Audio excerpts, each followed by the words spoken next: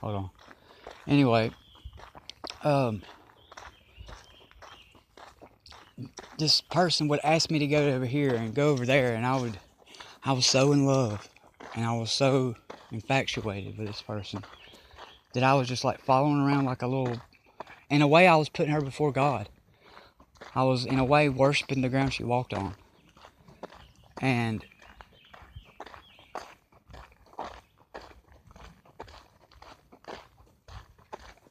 I said, finally, I went to court and I had to do some jail time. So I went to jail and I was on certain substances and I ended up having a seizure and they tortured me. For over a month, I got no shower. I got no nothing. I was cussed out. I was told that the toilet and the sink was my shower. I was a camera put on me where I had to get naked in front of everybody with the officers watching. And it gave me like a post-traumatic stress disorder. I almost died. I would wake up not breathing. I asked to see a nurse and they wouldn't let me see a nurse. I was never psychotic or wanting to kill myself, nothing like that. It scared me so bad that I got out and I had to go. I got bonded out or whatever and had to go do the rest of the time. Well, I decided not to at the time. And it got to a point to where all these things started happening. And my eyes started opening. So the person I was with at the time had just come home from the hospital because she had cheated on me actually and went and had sex with her ex and got pregnant. And I still brought her back. I still forgave her. And took those kids up as if they were my own. And because when you haven't had a father, you want to be the best father in the world. And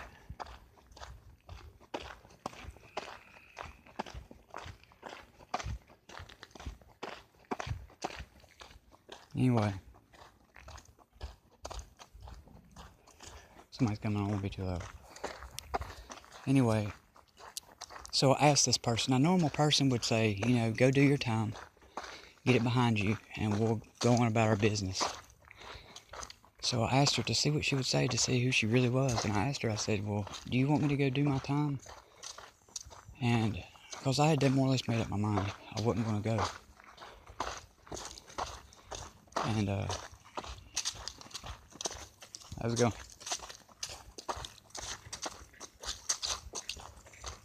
Anyway, I had made up my mind that I wasn't going to go. And I was having night terrors. I was having anxiety to where I was puking, diarrhea, all kinds of stuff. And I asked her, and she said, yeah, just stay here with us. Because she just come home from the hospital. The baby was there, and I didn't want to leave them. That too. Anyway, I knew right then that she was something other than what I thought she was. And I had never been hurt that bad by anybody.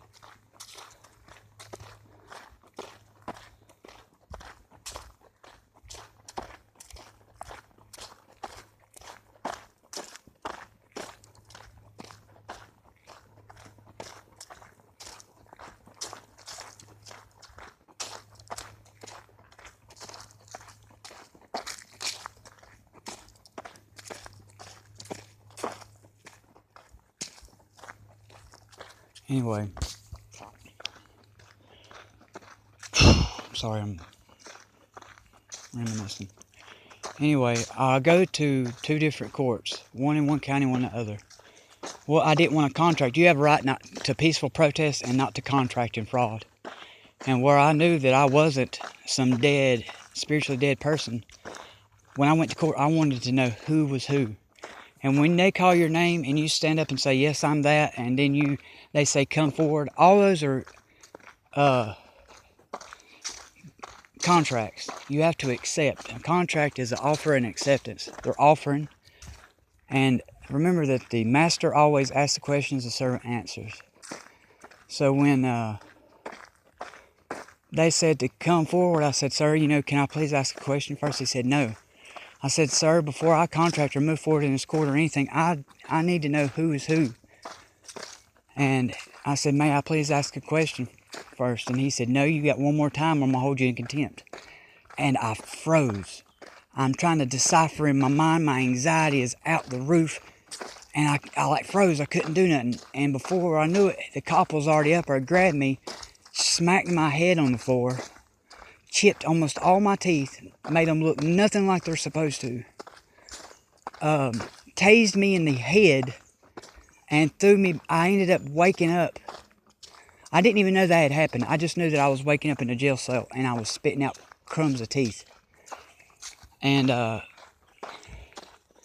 they rushed me to the hospital. I told them I didn't want nothing put in my body, that all my DNA, everything, my liquids, everything in my body was my property. They had no right to it and everything else.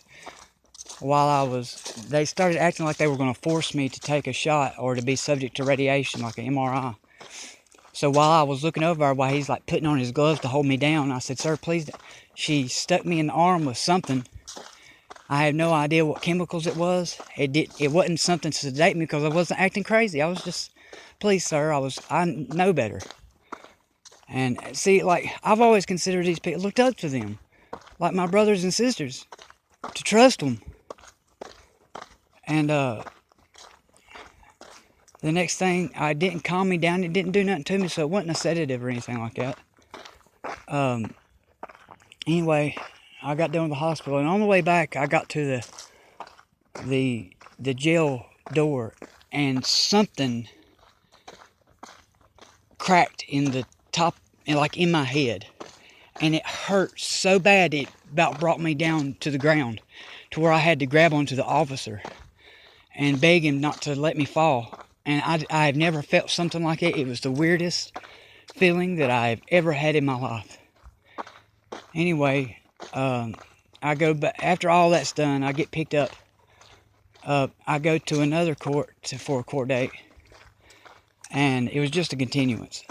And I got it transferred to another county. Anyway, I chose to represent myself. Got all the way down to the sentencing or whatever. And I could have chose, I was going to sue them. And in the Bible it says to forget what you have against your brother, So I was like, no. And so I pled guilty to something that I know I didn't do. And the plea was absconding, running from the law. And I didn't. I was protecting the welfare of my body, mind, and soul. There's a difference between protecting yourself and running. And especially after you've been tortured, beat, and whatever else. As soon as I got done with that court that day, my life has been totally different ever since. I have been being stalked, mentally and spiritually trespassed on. I had been having night terrors. People around me were using suggestive languages. Trigger words like kill, death, shoot, cut, decapitate,